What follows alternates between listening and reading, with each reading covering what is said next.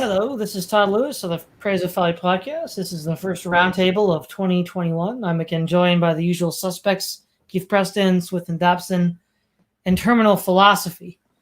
Here we're going to talk about the January 6th Capitol building protests by Trump supporters. Now, again, there's a lot that's not known.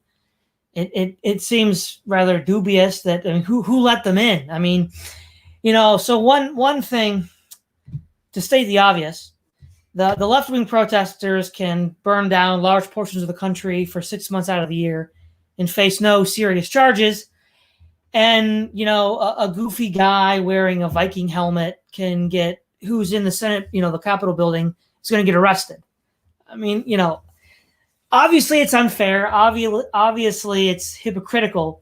But in another sense, though, it doesn't really matter, because why does the right keep doing this? It's not like we already saw Charlottesville, where it ended very badly for right-wing protesters. A mutual friend of ours, Keith Preston, Sonia's Rufus, has pointed out that protesting and rioting and demonstrating don't work for the right. And the reason why is because everything is stacked. The media is stacked against the right. So no matter how law-abiding, no matter how constitutionally correct it is, the left is always going to take it out of context to make them look like terrorists.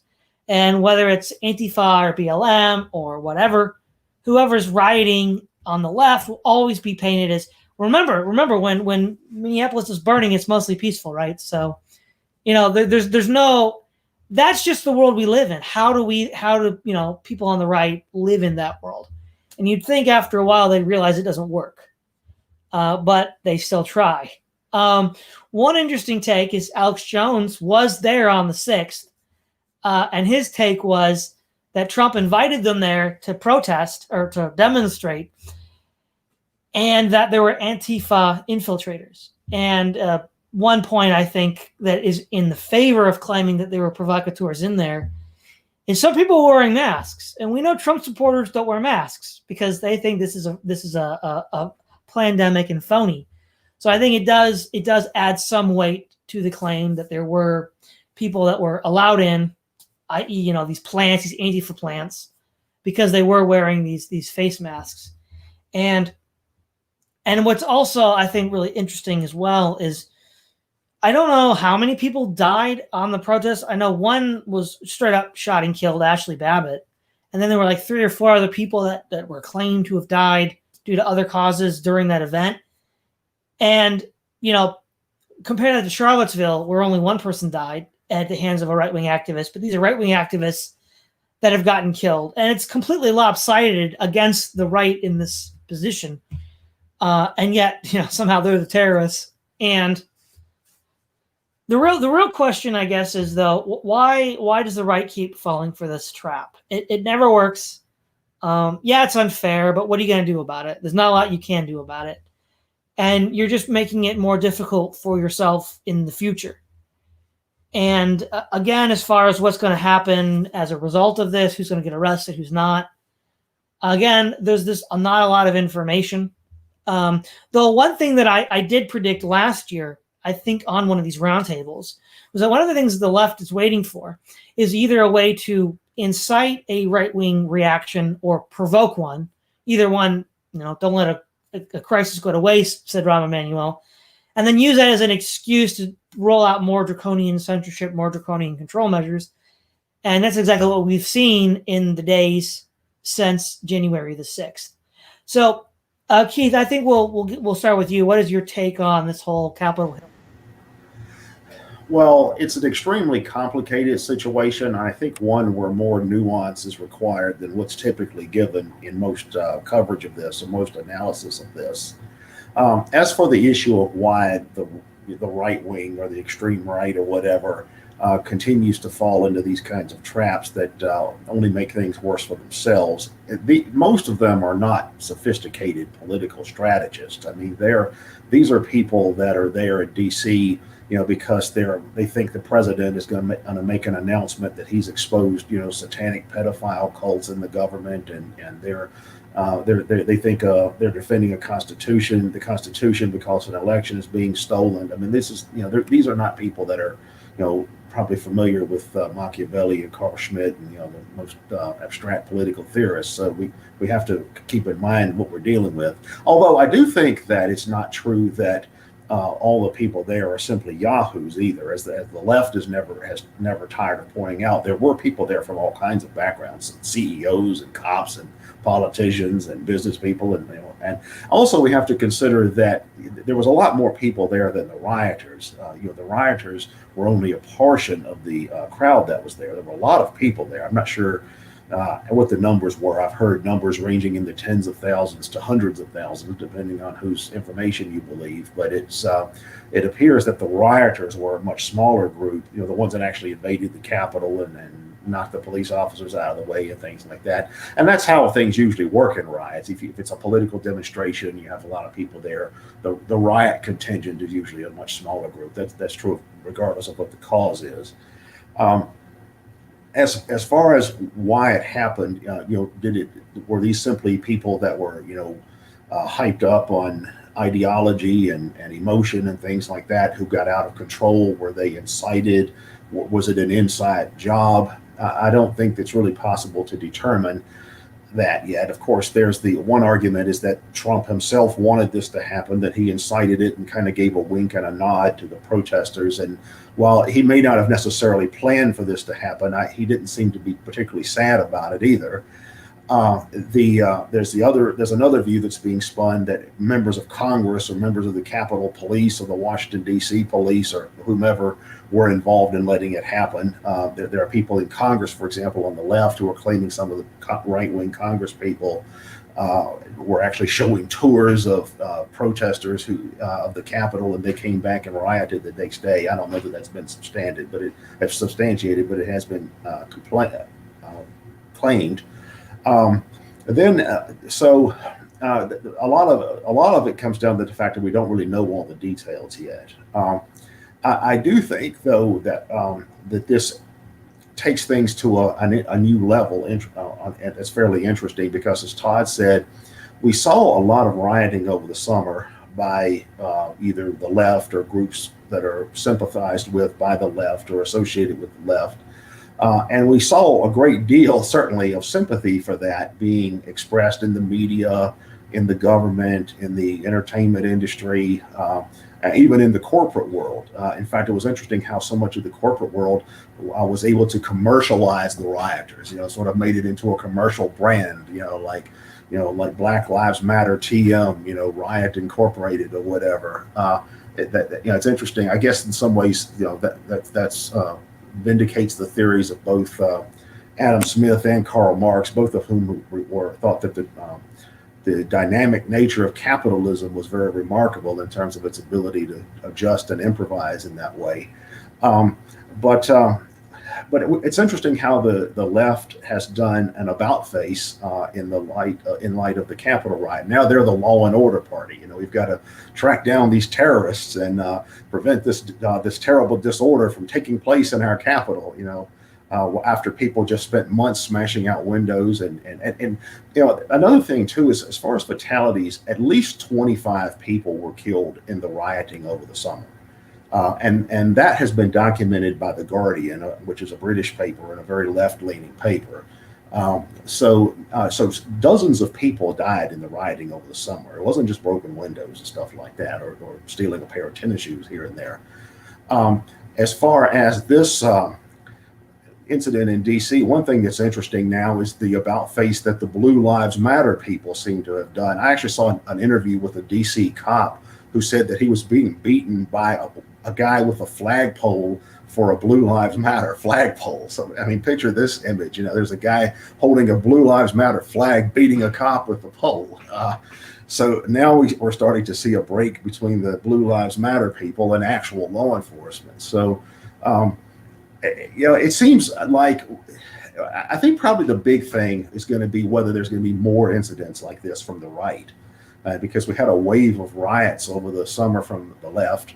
And now if we have a wave of riots from the right, it'll be almost like sports season, like in the summer's baseball season. So maybe the left riots, and now it's winter and it's basketball season, maybe the right can riot. So I think that a lot of how this unfolds is going to be determined by how much future violence there is. All right, Swithin, what's your first take on the 6th? Before I heard that anyone was actually killed, I just thought it was hilarious.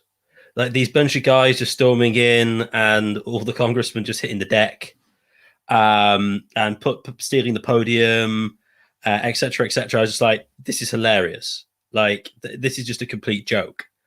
And I kind of quite enjoyed it in a sense. I thought it was completely a waste of time, but it was kind of fun while it took place. So is it? I mean, as you pointed out so far, the as we'd expect, the double standards from the media, or as Mulberg calls them, the cathedral, seems very apparent. One of the funniest comments was, I can't remember who said it. It said like, "Oh no, storming the Capitol building and the kind of insurrection is like most un-American." And I was like, "What? What? You built a revolution? Like this is the most American thing you can do." So it is just ridiculous, the two-facedness of the way that they are the media have approached this. Also, in general, I mean, if Ashley Babbitt would have been black, well, actually, no, it wouldn't have mattered because she would have been a Trump supporter and therefore basically a coconut. So it wouldn't have mattered.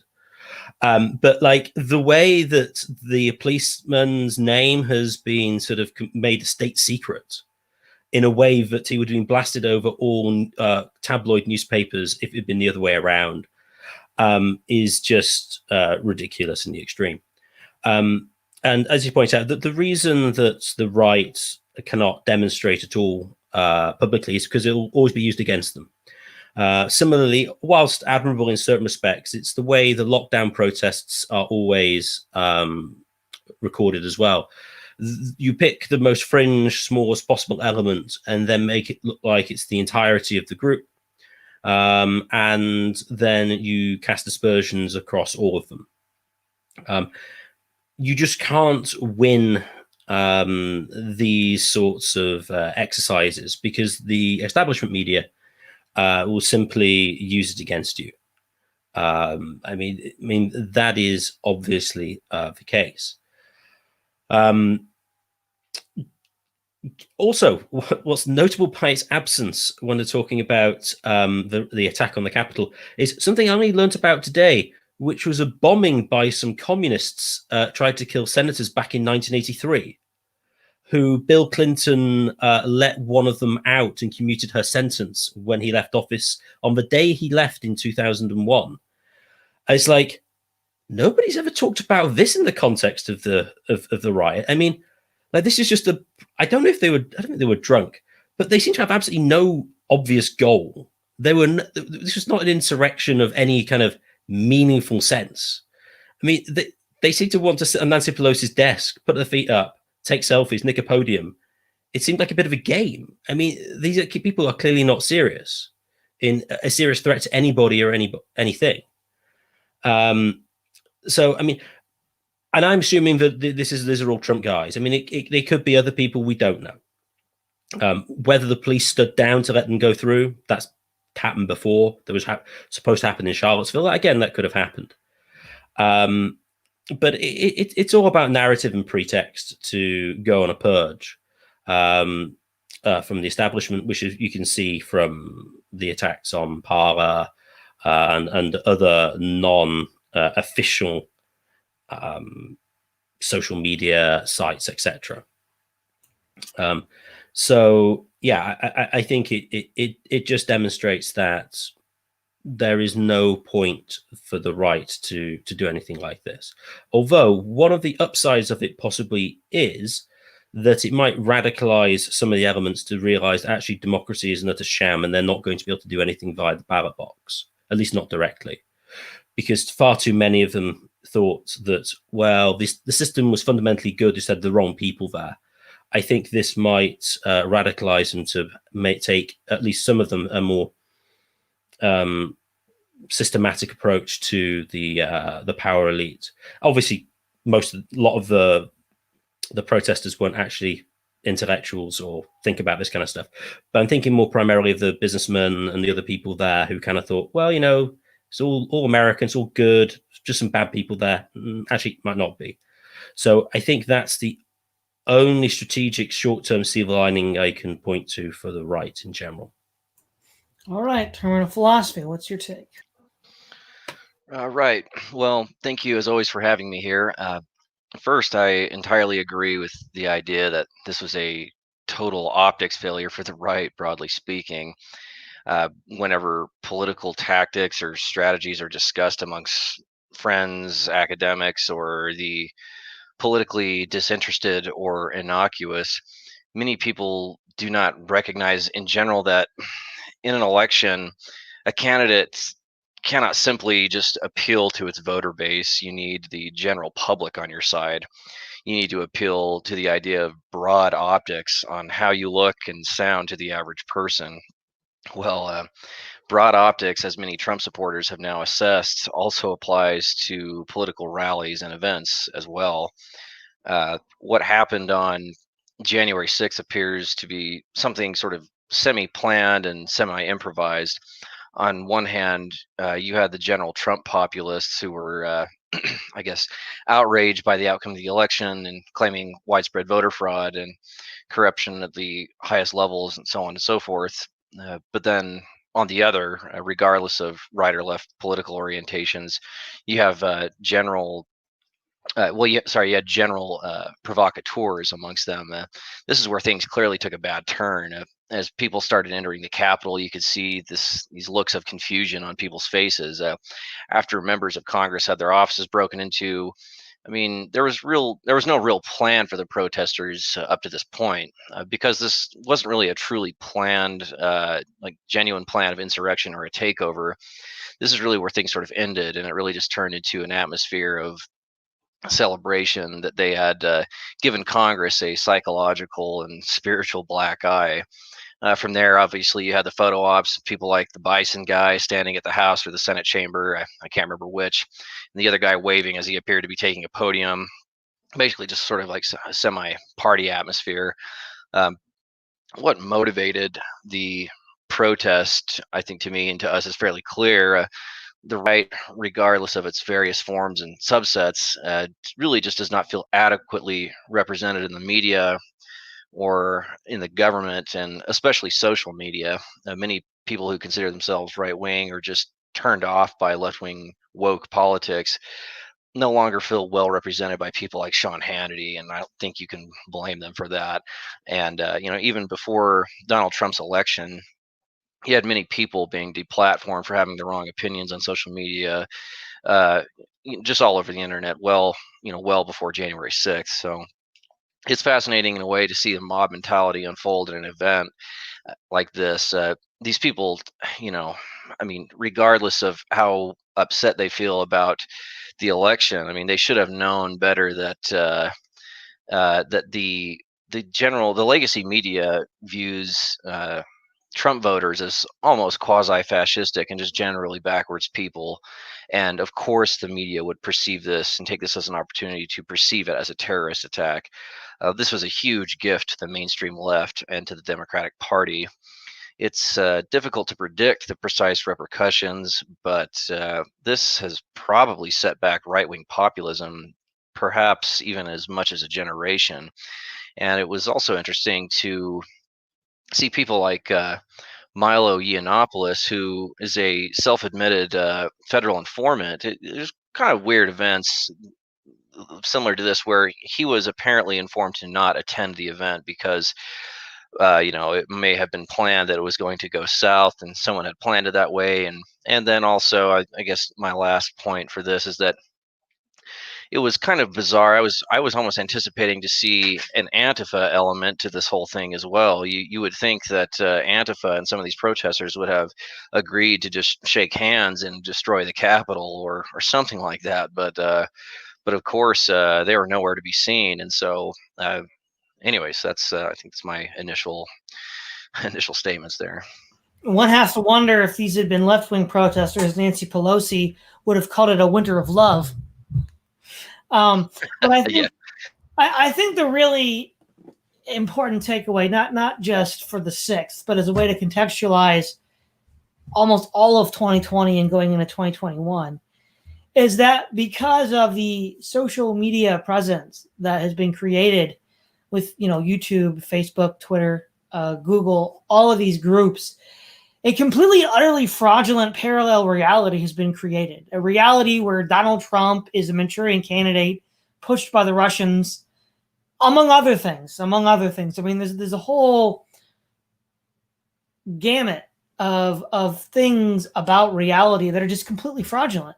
But people spend so much time on these social media platforms or infotainment platforms that they don't have any connection to real things, real events. And so it gives a de facto monopoly on the truth and reality to these tech companies. And even if we don't take the claim that Biden cheated by rigging the election, the election was unfair on a more fundamental level. The media giants, the tech giants, had created an utterly parallel fake reality about who and what Trump was and who and what Biden was. So even if there weren't any unfair counting practices, the world in which a free election could happen doesn't exist anymore, because that assumes that these people are accurately informed as to what's what and what's going on, and they're not, and it's on purpose. And furthermore, 2 days after the Capitol Hill protests, Donald Trump was permanently suspended by Twitter. I mean, this is really unprecedented that a sitting president would have a news agency completely silence him. It would be like if, 100 years ago, the New York Times just decided to not publish anything the president said during a given presidency. And, it takes a lot of gall, but Xi Jinping from China said, hey, this is going too far. You Americans have a problem here with tech censorship. And I mean, coming from Xi Jinping, it's a bit too much, but I mean, Twitter walked right into that one. I mean, you can't say that wasn't a faux pas, but it's this tech control grid that is completely established now that I think is the real importance here. And then in part explains the clown world of COVID. Like, why is it that we all, for like 3 months had to be locked in our rooms, and then people can riot without masks and, all these cities like Atlanta and Chicago and places like that? Well, it's because of, truth is the media. Truth is the tech giants. And when we see these flip-flopping of political positions, now the left is the law and order party, and now the blue lives matter are against the cops, I think what the long-term consequence of that is going to be is that it's going to gradually erode the credibility of both right and left for a large group of people, to the point where it's going to become apparent that this whole thing is a charade to more and more people. Now, what they choose to do with that knowledge is anyone's guess. And the problem is, because of the tight control over news and information of the tech giants, we won't know what these people are thinking. They've already been censored, probably. So there'll be this vast gray area of people that are moving away from at least the acceptable kind of partisan politics, because it's a farce. It's just, they'll say it's insulting your intelligence to be told one thing, and then the next day the exact opposite. And so what I see happening is that they'll be under this shadow of not being recorded at all, because, again, they've either been censored or it won't be reported on. More and more people are just going to disappear from that movement. Now, what that might mean then is they might turn to more violent or direct measures under completely new aegis. And in that case, we won't hear about it until after it happens. But I would say that I think the broader trends are, A, the tech censorship control grid will create this utterly fictitious reality that is going to legitimate what they do and keep people in check. But what's going to undercut that utterly fictitious reality is the fact that the red and blue wings of this tech control grid are so obviously insulting to your intelligence, where they tell you one thing one day and then they tell you to believe the exact opposite thing the other day. But we won't know what these people are thinking because they'll either be censored or not reported on. and whatever they decide to do, we won't know until after they do it. And so that's sort of my sort of thought on that. Let's start with you, terminal philosophy. What are your thoughts on the long-term repercussions? Right. Well, as I said in my initial comments, it's it happened so recently. It's difficult to say what the exact repercussions are, but in my personal opinion, this will probably set right-wing populism, as we understand it in Trump's context, perhaps back maybe a generation or something like a decade or two, because the moment a right-wing populist or a self-described right-wing populist candidate emerges, all the media has to do is just invoke memories of Trump and these horrible, these bison people storming the Capitol. So this was a huge gift to the mainstream left, to the Nancy Pelosi's and the corporate left wing. And it's just it's total Twilight Zone territory to now observe that the left, or I should say, the Democratic Party is now the party of law and order, and there's this complete flip flop is just it feels almost psychedelic. It's just ridiculous. I think that right wing populism is set back for a while, and then you will just have, I mean, with the exit of Trump, there will be less and less distinctions between mainstream right and left politicians. I think neoliberalism, whatever that means to various people, will become more apparent in its sort of amorphous and corporate form, where you no longer have right and left distinctions between neoliberal politicians in general. They're just more or less acting on the behest of their donors and their super PAC money, and they don't really have to. They don't really have to react to societal issues like COVID so much that they're just these power placeholders. I don't think that any sort of candidate like Trump will emerge for at least another 10 to 15 years at minimum, is my guess, because again, all they have to do is just remind people of apparently how horrible and authoritarian Trump was, and as well as his followers. Again, I'm also just very surprised that the lack of Antifa element at this event. I mean, again, you would have thought that these people would have just agreed to stay in their own lane, so to speak, but still assist these right-wing populists in the takeover of the Capitol. But again, they are nowhere to be seen. And again, these people are self-described revolutionaries and Maoists and Leninists, and they're radicals apparently, but they're nowhere to be seen. And so this is a fairly typical and very strategic of both the Antifa types as well as mainstream left. And of course, they use this opportunity to describe it as an attack on apparently the government that apparently now the left wants to uphold. So I think a lot of Antifa types are quietly jealous. I mean, not that I endorse all that happened, but that Antifa types would have loved to have taken the opportunity to be there. But yeah, it's a clown world in full swing. All right, Swithun.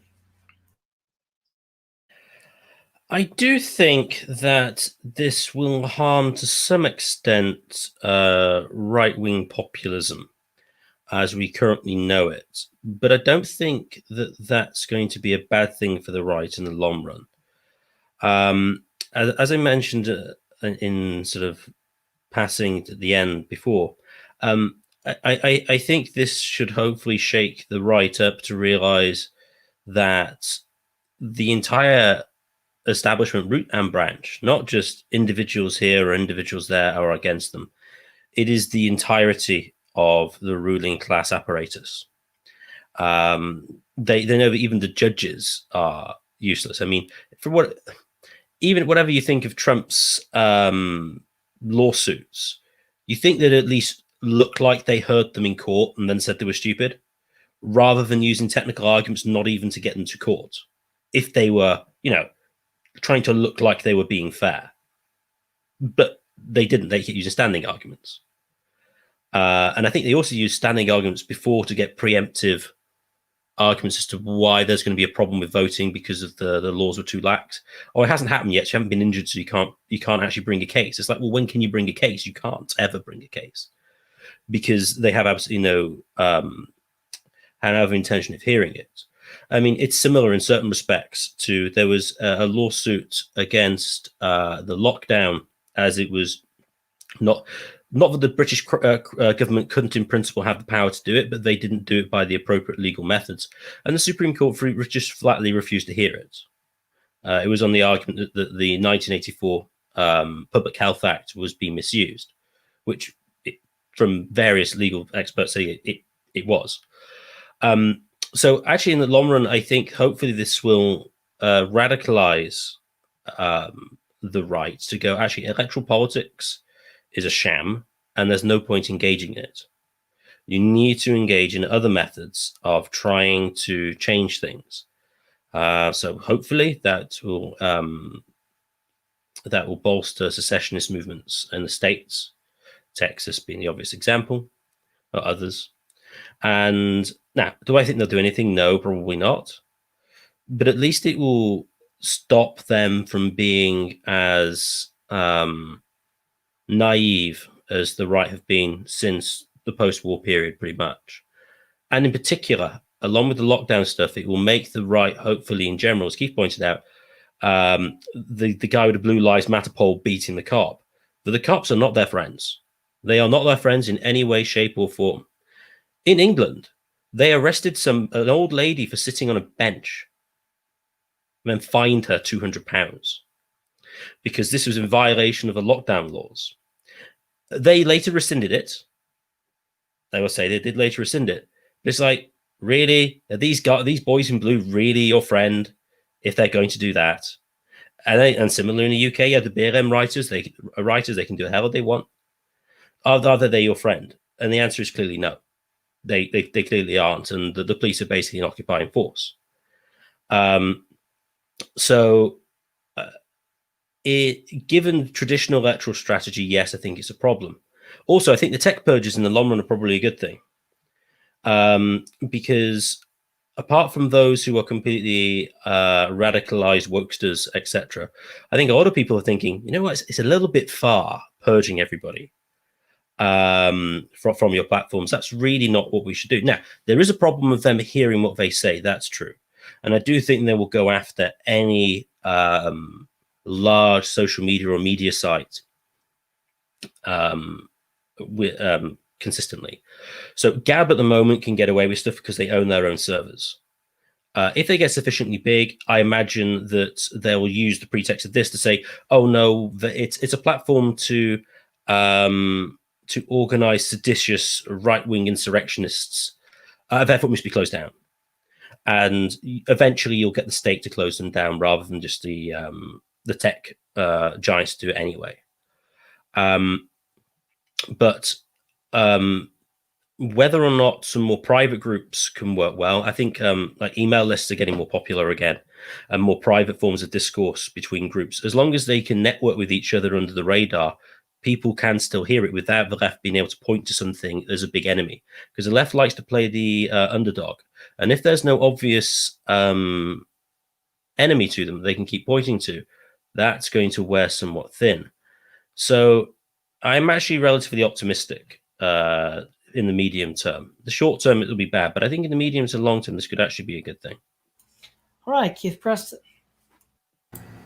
Well, one thing that I have always thought is that as the political and cultural right continue to shrink in size demographically and lose power politically to this ascending left, I always thought the right would go in two different directions. You would have some people on the right that would become more go along to get along types and essentially join the other side, at least implicitly. And we've seen that with these never Trumpers and all that kind of stuff. And then the other side would become more militant and more radical in their outlook over time. And we've certainly seen that lately as well, too. And that seems to be happening now. There seems to be a big split on the right between those who basically don't want to be kicked out of polite society and those who've given up on polite society. And I think that split will probably become more obvious in the future, and I think that's going to make it difficult for, say, the Republican Party to hold its usual coalition together. I do think that elements of the right may become even more extreme over time. For instance, at the event at the Capitol, I certainly think it's true that you had a lot of people for whom this was like a big party or something like that. But there were people there that I suspected if they had their way, they would have done something like take hostages or something of that type. You did have the guys with the zip tie, plastic handcuffs and that kind of stuff as well. I suspect that a situation could have happened kind of like what the Iranian radicals used to do in the early days of the Ayatollah's revolution, where they would seize embassies and take hostages and things like that. So I do think that there was an element in the crowd there that was interested in that kind of thing. And I suspect there may be more of that in the future as well. That is, genuine, terroristic or seditious or whatever activity in the future. But I also think that one of the big things is going to be the wave of repression that this generates, because back during the summer when the riots were going on, I was thinking that at the time it was to some degree both sides' advantage to let the riots happen. The left, obviously, the establishment left was trying to weaponize the protest and the rioters and all that against Trump. We're in Trump's fascist, racist America. We got to get rid of him. And I think that Trump was trying to play the law and order card. He was saying, look at all these Democrat-controlled cities. They can't keep law and order. Sort of playing the Nixon card, which didn't work apparently. But I always figured that once the election was done, there would be a stronger crackdown on protesting and rioting and things like that. And I always figured that the problem the left would have, the establishment left, is how would they purge the sectors they don't want? I mean, the thing about the establishment left is that they're not really in favor of people that are genuinely against the system. I mean, they're not really for anarchists, and they're not really for actual communists who want to nationalize the means of production, or eco-terrorists that want to do away with industrial civilization. So they've got to, keep certain sectors of the left that they don't want under control. And I actually discussed this with a well-known intellectual historian at one point, and he said, well, they'll just attack the sectors of the left they don't want by calling them the right. And I think that this, though, at the situation that we had at the Capitol, has given the left the perfect cover to unleash a wave of repression. Now that we have a Democratic administration coming in that's going to have control of both sections of Congress, and now, in the light of the riot at the Capitol, this is going to be the perfect pretext for there to be a wave of crackdowns on domestic terrorism, and also we've already seen a wave of repression in the private sector through deplatforming and throwing people off social media and firing people from jobs and things like that. So it really has been, as others have said, a gift to the Democrats in that way. And I think that that's quite likely to have the effect of radicalizing the right even more. I think very likely you could see the rise of genuine right-wing terrorism in the United States. We've had that too. Like, for example, in the 1980s, we had groups like the Order that were into bank robberies and armored car robberies and that kind of stuff. And we had in the 90s, we had the Oklahoma City bombing and that kind of thing as well.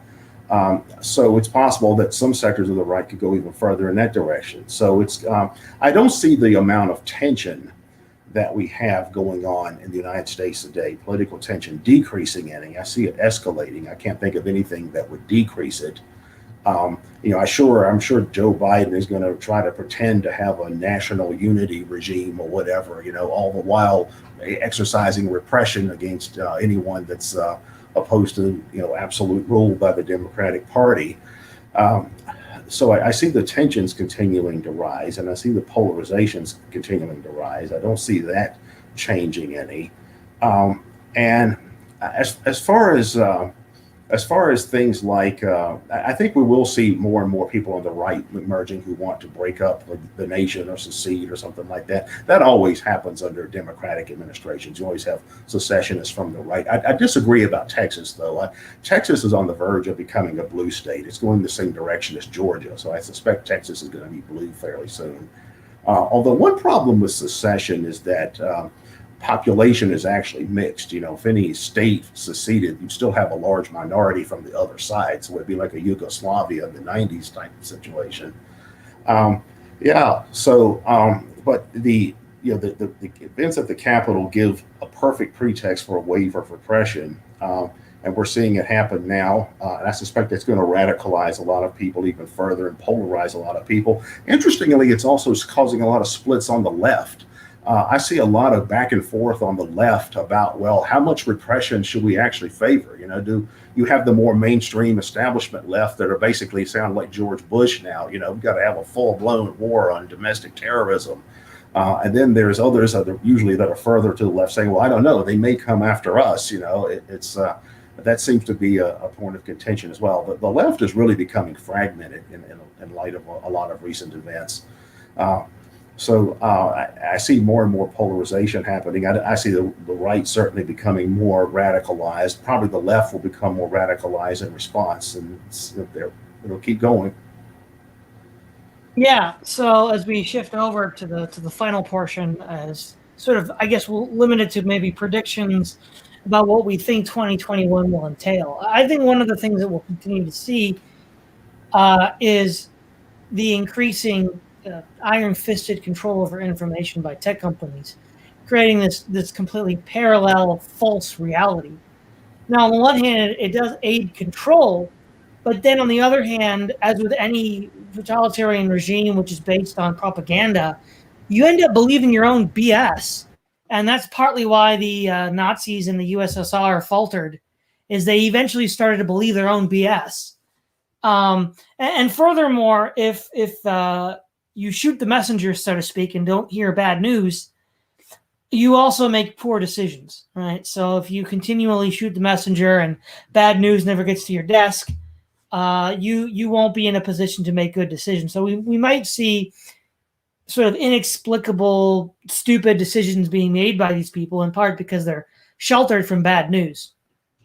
Another thing that we'll see, and this is like straight up, Stalinism, where they want to take Trump out of Home Alone 2 and out of other shows, just the same way that Stalin wanted to get rid of, Bukharin and Trotsky. And I think if they continue with that, it's going to really lend credibility to the rhetoric of, the communists are taking over. I mean, when you're literally doing what Stalin did, it's not helping your image. So I think we'll see more rhetoric like that on the right. The right will contextualize this as a communist takeover and say, look, this is what Stalin did to Trotsky and Bukharin. And to be honest, you might even see this on some of the far left, as you mentioned, Keith, like the anarchists and the left liberals and what we might say today, the modern day left SRs and Mensheviks. They'll be like, hey, wait, yeah, didn't Stalin do that to our guys back in the day? Maybe that's a bad idea. I think we'll also continue to see the general trend of there is no silent majority in America. There's as many political parties as there are individuals. And that's partly what's leading to this mass fragmentation. So as the right fragments, it's not so much that the left is ascendant because it's intrinsically stronger internally, and the right is intrinsically disunited. They're both disunited and they're both fragmenting. It's just that the left can sort of paper over that by appealing to, for the time being, large vested interests that can sort of give them infusions of plasma, so to speak, so they don't bleed it on the road right away. But the same process of fission is going on there too. So we'll see probably more of that. And as coupled with Keith's prediction about possibly more serious right-wing violence, I think what we'll end up seeing is as if we look at the actual shooting violence, the shooting from in the 90s and early 2000s, like Columbine. This is actually, I think, from the 70s, but that one sniper in California, they had to call on SWAT to take him out. and then Elliot Rodgers. Various people for various different reasons are just like snapping. Some of them are, maybe like manosphere types like Elliot Rodgers. Some of them are far left, or I think there was that terrorist who attacked the Discovery Channel building about 15 years ago, and he was a left-wing agitator. I think what we'll just see is more and more random acts of violence based on people just snapping across the board, and as a result of the shutdowns, economic depression, COVID, clown world, the fact that nothing is trustworthy anymore. And it's not like, say, trying to shut down the Klan or the Order. You just infiltrate the movement, find the leaders, arrest them, and you're done. This is going to be more completely chaotic and random, where people are just snapping. There's no leader that you can arrest and dismantle the organization, because there is no organization and there is no leader. And I think we'll see more of that. With this new sort of, I guess you might say, unity government under Biden. I think he'll probably be terrible, not just in the sense of, oh well, I'm right wing and he's left wing. No, he's senile. He's an old coot. Like he's just not going to be a good presidential figure to navigate us through what's going on in the world at large. And unfortunately, with someone like a Biden, we might see more boots on the ground in the Middle East again. Possibly Iran, possibly even Syria. Certainly that's the idea that the neocons who back Biden would like to see. And Biden himself was in favor of all prior U.S. military interventions throughout his entire political career. So we might see more of that. That might not be 2021. It might be a little bit later. But those are some of the trends that I see happening. We'll start with you, Swithun. Trends for 2021. I think in 2021, especially following coronavirus, which is still taking place, I think you may see a slight shift in the legitimizing ideology for the ruling class of being democracy and the will of the people, because they can now point out that that is a bad thing. This sort of started back in 2016 to some extent. So, oh no, populism is bad. It's like, well, isn't populism democracy? No, it's not democracy. I suppose they could do no true Scotsman job with democracy again, which is one of their favorite things to do.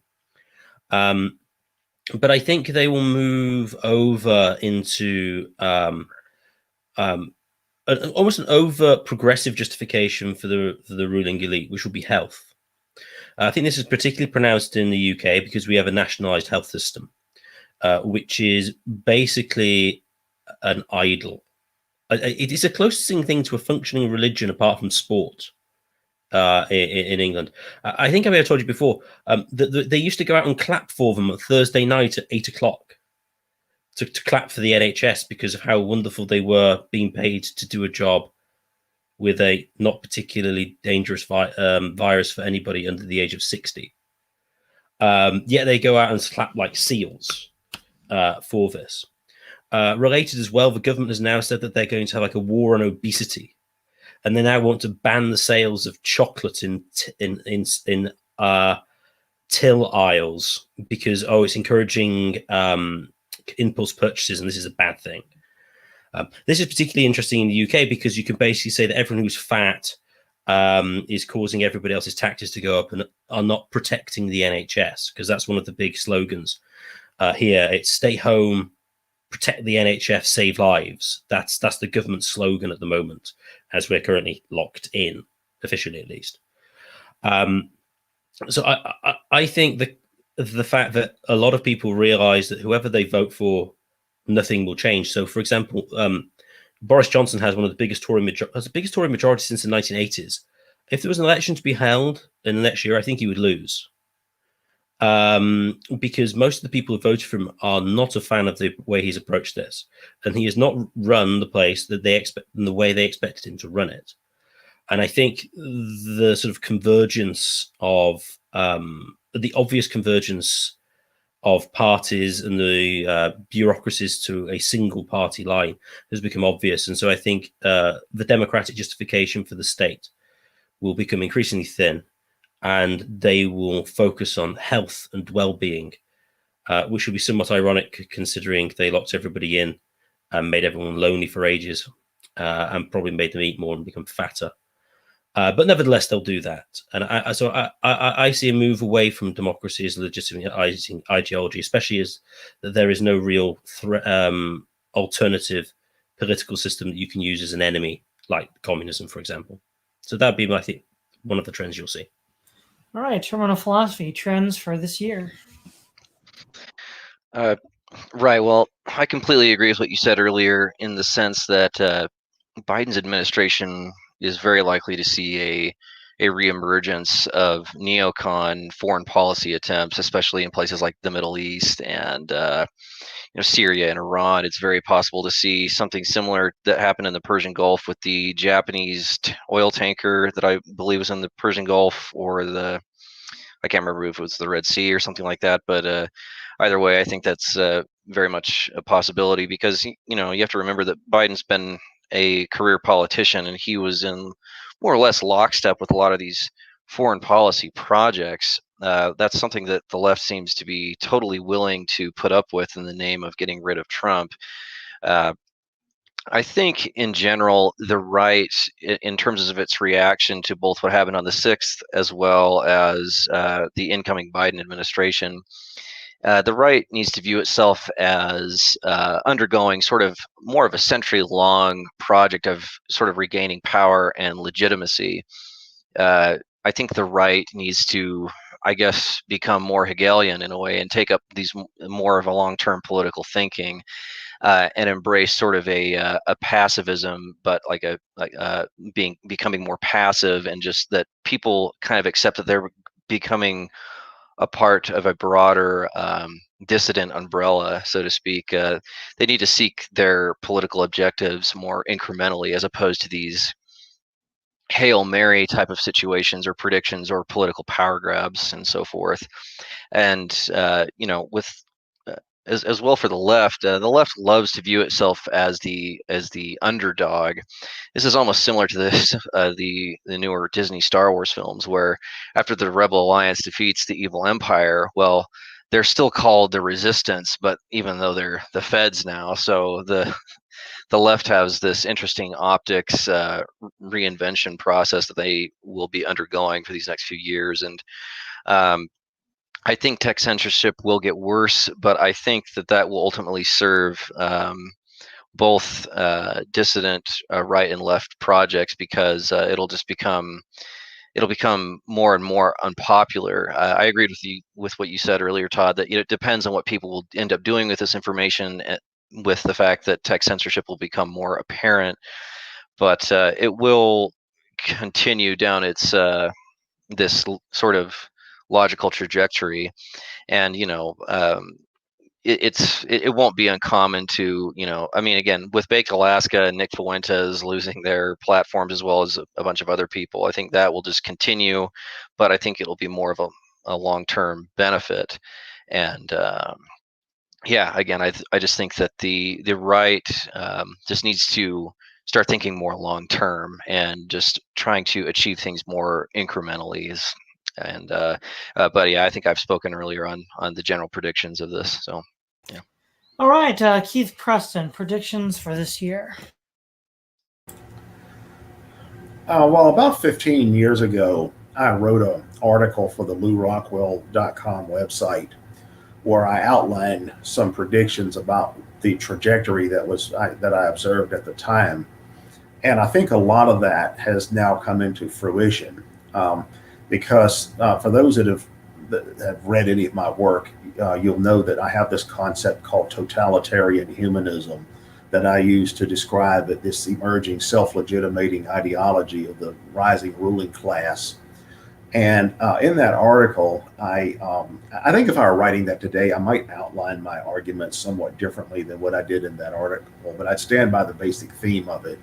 And what I see now happening is precisely what I outlined in that, which was under Biden is going to try to have what I call a ruling class unity regime. That is, the people in the Democratic Party who actually matter, not just useful idiots they can get a few extra votes from, as well as Republicans who've moved away from Trumpism towards Bidenism.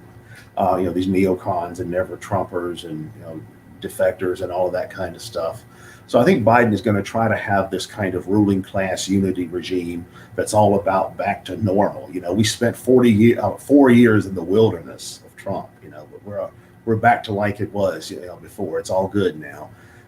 And what that's going to involve is, as others have said, Biden is clearly an interventionist militarily. Not only has he never seen a war he didn't like, but he's already appointed Samantha Power to be head of U.S. aid, all right, which is a federal agency through which a lot of these regime change wars and color-coded revolutions take place.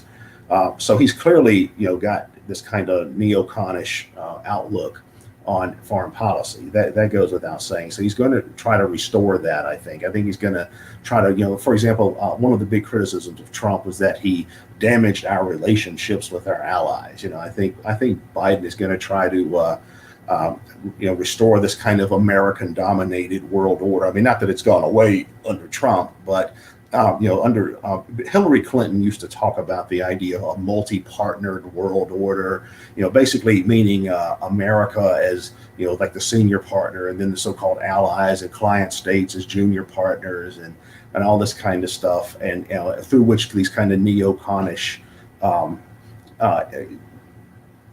foreign policy objectives are being advanced, sort of a not as overtly in your face neoconism, but just sort of a pretend internationalism. I see Biden's foreign policy being constructed in that way. Now, how successful it's going to be is another question, because it has no legitimacy. The general public just doesn't care about it. That's one thing. On economic issues, Biden is inheriting what amounts to a depression. Now, one issue there is if the vaccines and all that are distributed and the COVID thing seems to flatten or whatever happens with that, there's the economic impact of all of this is still going to be there. Biden is going to be under a lot of pressure from the left wing of his party to make a lot of social democratic policies. They're already trying to push Medicare for all and stimulus checks and all these kinds of things.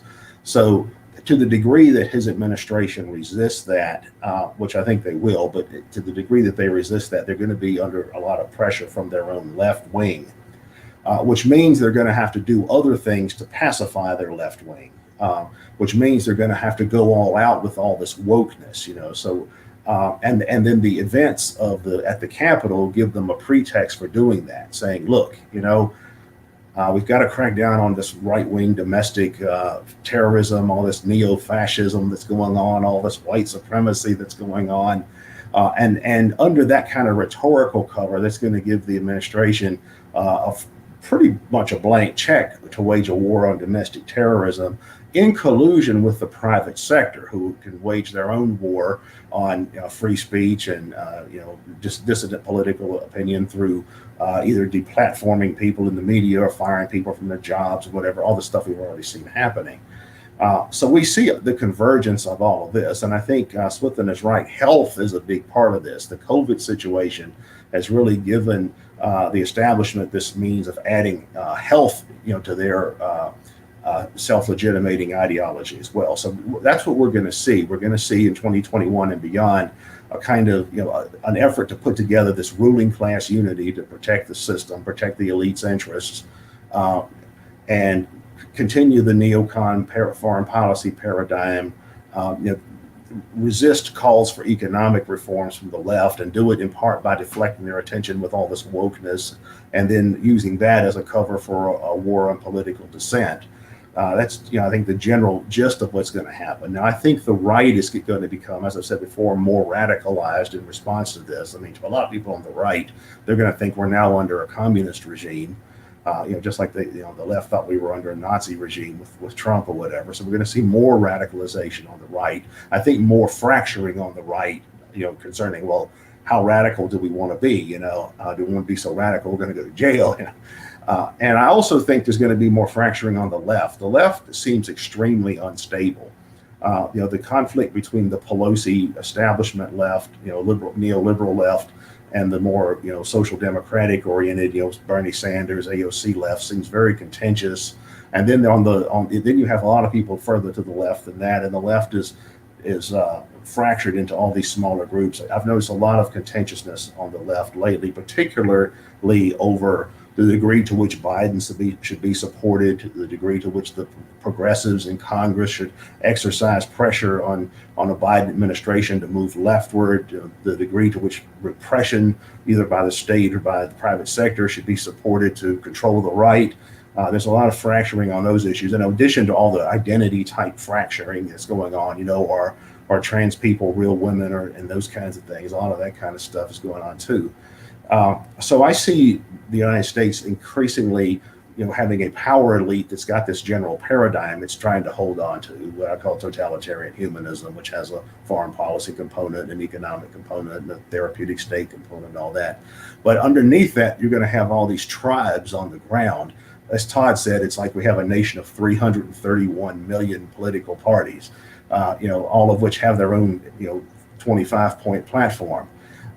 So we're going to start to see, I think, more and more fracturing of that kind as well, and more divisiveness.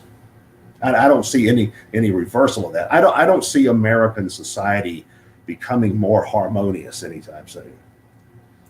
Yeah. Well, again, thanks again, Swithun. Thanks again, Keith Preston. Thanks again, Terminal Philosophy. This is Todd Lewis of the Praise of Folly podcast, signing off.